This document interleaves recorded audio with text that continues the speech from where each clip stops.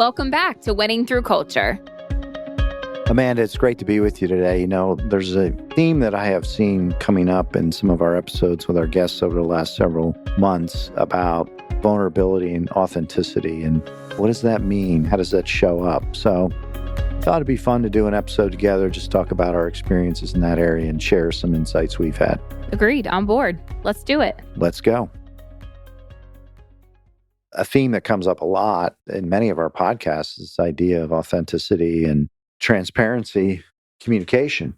And I think it's a really interesting topic that can be misconstrued and misapplied with some rather harrowing consequences. And I think it might be a great topic to really take a crack at unpacking from at least our perspective in a relatively small business, certainly not a large public company. Right. And what does that look like?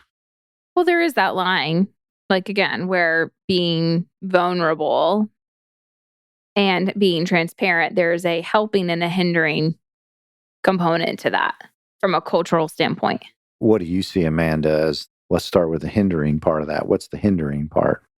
You get to a place where, at least what I'm seeing, is that every party, no matter their role or responsibility, you do want them to have a voice, but when their opinion or their stake or their particular stand on an issue is not the consensus, is not what is being moved forward with, I fear that that could create a sense of small at times, but a growing resentment, especially as you have the conversation about retention. You want to have the ability to have people have dialogue and constructive conversation, but also know that there is a decision point that has to be come against. Yeah, I think about an episode we did with Sean Farrell recently where this exact topic came up, and he was talking about getting feedback.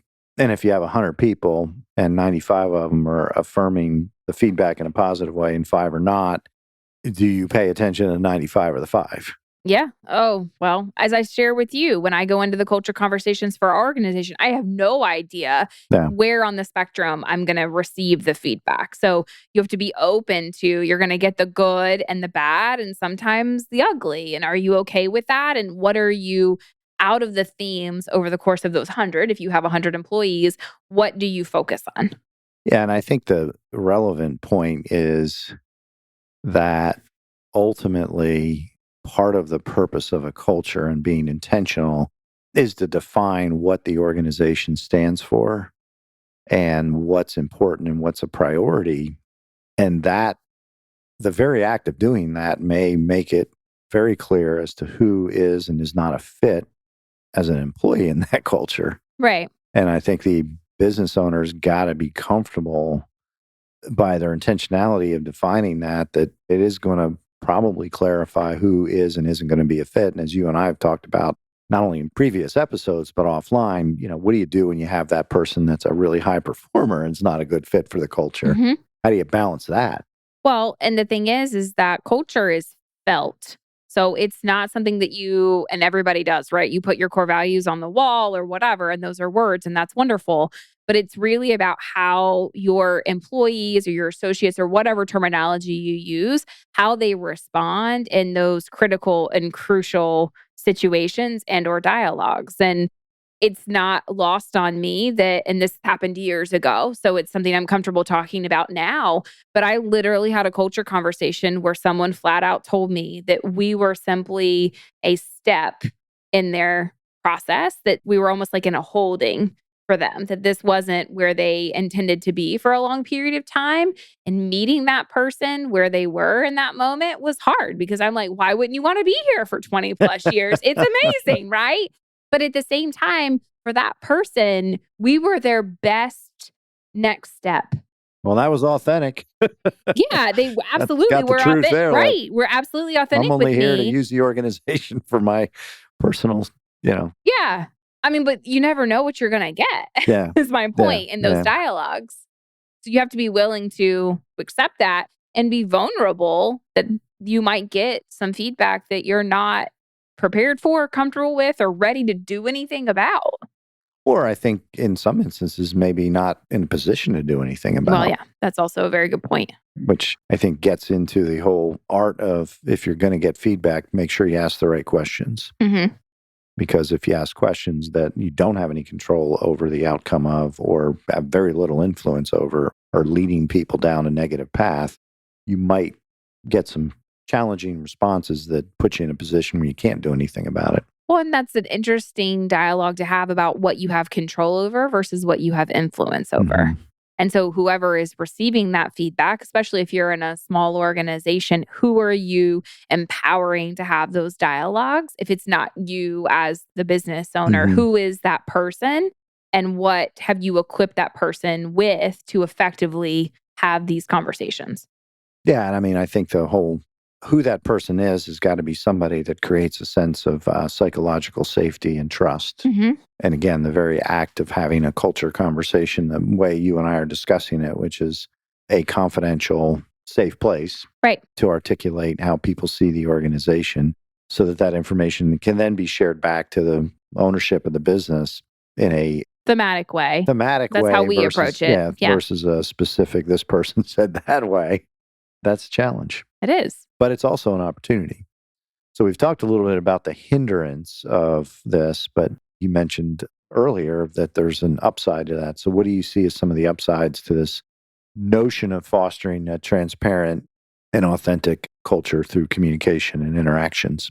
Well, I think if you have built the foundation for a sense of trust and belonging, it goes leaps and beyond the work product that is being produced. It's built into the relationships that the associates, employees, contractors, whatever terminology, whatever type of person that you have as part of your organization is able to develop, and it extends beyond the four walls of the office. And we've had a lot of episodes. It's hard to believe that the pandemic started over 3 years ago, and we have evolved as, I think, a workforce and as a population and as humans in general about how to interact with each other through that. And I don't think that we're ever going back to what was normal before. We have a new normal. Yeah. And so when you talk about being vulnerable as a leader, as a business owner, as a small business, you have the ability to ebb and flow with the employees, with those that are part of your community. And that is one of the things that I continue to see as a help. They feel involved. There's a commonality. There's a language that's being used that did not previously exist when you have that ability to be slightly more vulnerable. But at the same time, you have to be conscious of how that is showing up inside the workplace, because there's still something that has to be produced. If you produce something, there still has to be human energy and capital that's being expelled to move your business forward. So balancing that, I think, is very important. So when you think about authenticity and vulnerability, let's take them one at a time. What does vulnerability look like in a workplace setting that's appropriate? It's a very good question. I would say it's different. It's one of those lovely things where you kind of have to sit in what's uncomfortable. Mm-hmm. And the vulnerability is maybe it's a touch more than what you were comfortable with sharing the day before. Okay. But it can't be to the point that it would impede the potential growth of the organization. How do you see vulnerability in a business? I mean, I think it's a willingness to share what one might be thinking in a constructive way. Yes. And knowing that what you're sharing may not be what people think is something that should be shared. So let me elaborate on that, because it's an odd statement if it's taken at face value. If I am a leader and I am struggling with a particular topic or a person in the organization, this kind of gets into crucial conversations and having courage. But I think it's important to be able to share with that person, where you are and what's going on and how that either is impacting you or the organization. Mm-hmm. Now, it really helps when that other person is self-aware and is open to it, because that might not go well otherwise. But the vulnerability is taking the risk as the leader or any individual to share that, what most likely will be uncomfortable. Mm-hmm. I think that's probably the underlying issue, Amanda, is if it's feeling a little bit uncomfortable, then it's probably in the realm of vulnerability. Now, I think to your point about, say, boundaries, I mean, you don't need to share things that are inappropriate or not going to really help the business move forward or that individual move forward. I think that's an important distinction here is this isn't about finding ways to tell people things that you would otherwise not share with them. This is in the context of either helping that person grow and get better or the business grow and get better, or both get better. Or help them respond to a situation. Yeah, to deal with a situation. So I think vulnerability requires courage. It requires trust. And I think that's another piece we can touch on in a moment is if the underpinning of your culture is distrustful, it's going to be almost impossible to be vulnerable and or be vulnerable and not taken advantage of. True. Well, it's very true. And, during our time at home is what I'll refer to it as. And again, we utilize a lot of our daily experiences to share with our listeners about things we've done that have gone really well, things that maybe have not landed as well. We're very upfront to say that we are in no way, shape, or form perfect as an organization. We are continually working on being intentional about our culture. And that means that sometimes we try something and it works or it doesn't work, and that's okay. But we did, I think, have a very successful ability to have a group of people come together and talk about a book that you had read. And it was the whole concept of the comfort crisis. Yeah. And getting out of that space. And again, that was a very particular situation that not everybody would put themselves in. However, if you're interested, it definitely is a book worth reading. But at the end of it, it's putting yourself in a situation where death is not the option, right? You will succeed through this experience, but it will challenge you mentally, physically, emotionally, and spiritually. And so honestly, that encompasses for me what being vulnerable is. Mm-hmm. And one of those four or multiple or all four, in that dialogue with that person or that team, you have the ability to lean into whether you want to be emotionally vulnerable, physically vulnerable in some way. I mean, the list goes on, but really keeping that as a construct of how you approach critical scenarios and dialogues that have to happen.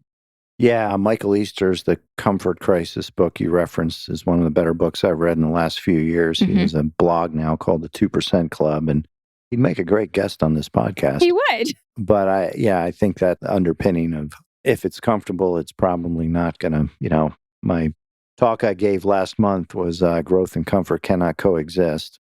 It's a true statement. Well, you mentioned earlier about how your foundation of your culture, if it is one of trust, how in the world does a leader go about doing that? Because building trust, right, takes time. And so if you are at the beginning of your culture journey, if you are redefining what it looks like because you're unhappy with it or you've gotten feedback, there are adjustments that need to be made, how do you go about building trust as a leader? Well, that's a very, very large topic. We could do an entire episode on that, and maybe we will now that you brought it up. But I think that, the reality is, and there's lots of studies being done on trust now because it's such a deficit in our society at every level. And that's a sad statement, but it's a reality. But I think the underpinning of trust is back to authentic, clear communications. It's being honest and direct. So it's not the fringes of our society and all these hyperbole of statements, but it's really ultimately how people show up consistently. And ultimately, do people honor their word? And if you can get into a rhythm, I mean, again, one of our earlier episodes was with Tom Shea, and his mantra is honor your word and never quit on yourself. And trust is about honoring your word. It's about being consistent. It's about, again, being authentic, meaning show up who you are. I appreciate a person that can be a jerk that's consistently a jerk over someone that says they're not a jerk, but really is. Yeah. And you might not trust the person that's a jerk all the time, but you at least know where they stand. Right. And you know where you stand with them. Yeah. And there's the consistency. And I think that's the issue with trust is people are used to hearing somebody say something and then watching them do something very different. Well, culture is 100% observed and felt. And I know we've talked about that in the past, but it is much more than you're watching your leader, and I'll just say as an employee, right? You're sitting there, you're watching your leader do the opposite of what they have said. And that right there is telling you what your culture is. Well, it's inauthentic for sure. It's obviously not vulnerable because there's a high ego driving that dynamic, and it is going to undermine and or destroy trust and credibility. Yeah, they go together usually.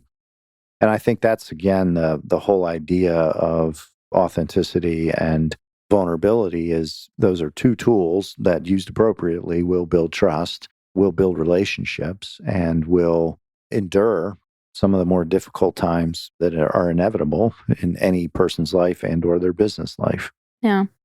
Well, and how you go about building trust, I think beyond that C-suite level or, business leader or owner of an organization, going all the way down to what would be, and I'm putting this in air quotes, the informal leader.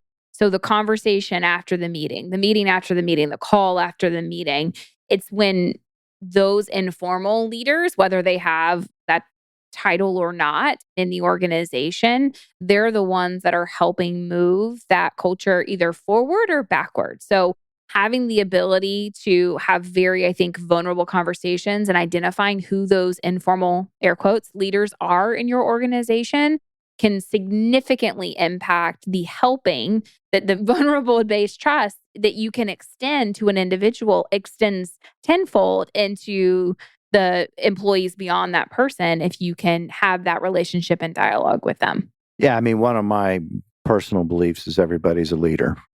They may not have a positional leadership role, right? But everybody's a leader because again, I've always believed John Maxwell's definition of leadership, which is influence. Leadership is influence. Everybody influences everyone. So it's very true. To your point, Amanda, if it's the meeting after the meeting, as we like to say, and somebody is agreeing in the meeting to a certain course of action the team has agreed upon, but then after the meeting goes to speak to three people about their disagreement with it, that is inauthentic and it's undermining trust. And it's a corrosive element to your culture because if everybody realizes that everybody's a leader because they influence other people, they realize, oh, okay, as a leader, I've got a certain responsibility as to how I show up. So if I don't have the courage to articulate in the meeting that I don't agree with this, but I have the courage, one-on-one to go around the office and poo-poo the whole plan, that's a real problem. Yeah. And it's a common problem. Right. I mean, unfortunately. And I think, again, the whole premise of creating a winning culture is to get those conversations to happen in the room where they need to happen. And then for the leader to respond in a way that the person feels heard and that you can work through it. Right. And it doesn't mean that everyone's going to be in agreement the time. Disagreement is necessary. You need to have healthy conflict. Yeah. This is not about everybody just getting in line. Right. Well, and providing tools for everyone in your organization to have that healthy, almost discourse, right? So you have the ability to utilize what we've talked about. And again, these are things we use all the time. So it's just natural. But, the concept of radical candor. I care deeply about you as an individual, so much so that I'm willing to confront the situation at hand. I cannot let this pass without sharing how I feel, how I see the situation unfolding, whatever that might look like. Yeah.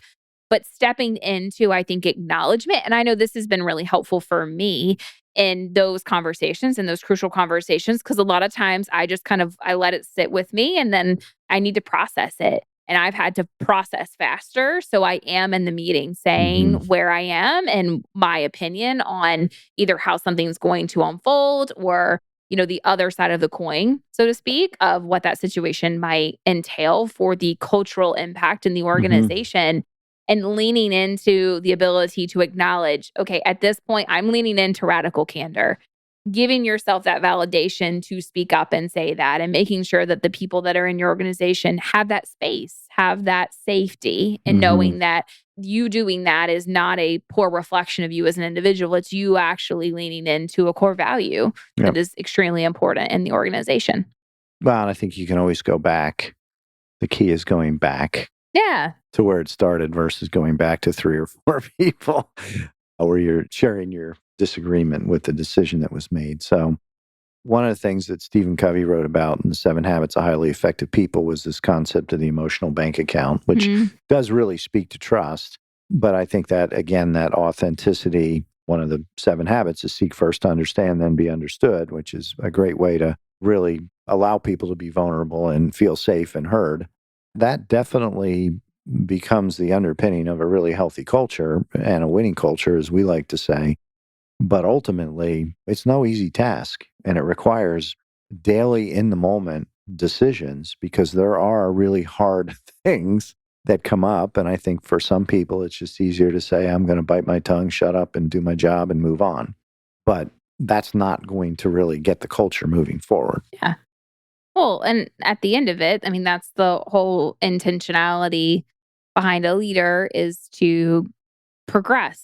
So whatever that might look like for the organization, having that ability to have those healthy conflict dialogues really allows for that almost creative growth to happen. Yeah. I mean, it's an organic, ever evolving process, and there will be 2 steps forward and 1 step back. Yeah. Or a couple steps sideways. Or sideways, yeah. It's like a side shuffle some Yeah, days. it's definitely and then not a linear. Yeah. No, it's Yeah, definitely not a linear. linear thing. I think that's, again, one of the things we talk a lot about in our episodes, or we hear from our guests, is that consistency is absolutely critical. Yeah. Well, and you're building boundaries, whether you realize it or not, because how people tend to expect you to show up if you are consistent in that way, especially as a leader. And we're saying that everybody is, right? And they are. But there's almost, it's a sense of safety and trust and a sense of belonging because you know that you can be exactly who you are. You are accepted for who you are, and you have the ability to help progress your community, your environment, whatever that might look like forward. Yeah. So throughout this episode, we've really talked about how you lean into the line of being vulnerable, transparent, but also with the intention to move your business forward. And I hope that, there's a couple of books we discussed and tools we talked about to equip those that are around you to have more constructive dialogues. And with that being said, is there anything that you would add as you're building an organization, continuing to evolve a culture that is important to keep in mind as you lean into being vulnerable? Yeah. I mean, I think, Amanda, you have to ultimately make a decision. And quite frankly, the decision can be you're not going to do this because it's hard. It doesn't feel right. It doesn't feel safe, whatever. That's a decision. But my encouragement is to not decide, just kind of, we'll see. It's either decide you're not going to do it or decide, no, we're going to do this. And it's going to be hard. And then look for resources. I mean, I mentioned a couple of them. Brene Brown is another great resource on this topic. Yeah. There's great business coaches out there that help leaders and businesses tackle this. But I think the truth is, in my mind, that currency of trust is a very valuable currency in business today. It's unfortunately a very rare currency in business today or in our society. And for those business owners and leaders that can authentically build a culture of trust, build a place that people can be vulnerable, you're going to get better outcomes. Great. You're going to have better conversations. You're going to build a more solid team, and you're going to move the business forward more successfully in a more sustainable fashion. And so I think it's worth the effort, but it clearly is something you've got to make a decision on. Don't be kind of in the middle on this one. It's like, well, maybe sometimes we will, sometimes we won't. And again, there's boundaries here. We're not saying throw everything on the table and tell everybody everything that, because if they don't have context and or they're not in a position to hear it or do anything about it, it could freak people out. Agreed. Some information can. So you've got to give it the right some context. Guideposts yeah, to exactly. It. Absolutely. And I know we didn't get into that today, but I think every situation is a little unique. This was kind of tackling this topic at a 30,000 foot level, but it's an important topic and it's an important part of building a healthy winning culture. Well, and you have to make that decision every time. And you mentioned that. Like, you can't decide that I'm going to be vulnerable now and not vulnerable later. I mean, you could, but it's going to create a high level of unpredictability. Yeah. A It'll little bit of erode anxiety, trust. or distress. Like, who's showing up today? Right. So consistency, I think, Yeah, is is key. ultimately the key, especially as you're working to build and if that's what your goal is to have a high trust, Hmm. relationship focused environment for those that you work with and work around, then you really have to give large consideration to how vulnerable are you willing to be Yeah. and making that line to say, I am or I'm not. And either way is totally fine, but you just need to decide so you are showing up consistently as a leader. Yeah. I think it's worth the effort. It makes you as a leader grow. It's one thing that I've heard before, and I heard it on a podcast this morning, which was Chris Paul was on a Rich Roll podcast, and he said some people mistake his kindness for weakness. And I've had people say that to me as well. And I think that's the key thing is vulnerability and authenticity are not weakness, they're strength. Agreed. But it's a different type of strength that for the longest time, the business world has not been used to. But I do believe it's the way to build a sustainable long-term culture in today's society. Again, hard, but valuable and worth it. Agreed. Well, Tim, it's been great having this dialogue with you today. I know we are constantly having discussions online and offline about how we are moving our culture forward, and being able to bring these experiences to our listeners is just, I personally feel really impactful. So thanks for the dialogue. Well, I enjoy it as always. And yeah, it's fun. It's a challenge at times, but it's a challenge worth tackling because of the outcomes you create in people's lives. So thank you.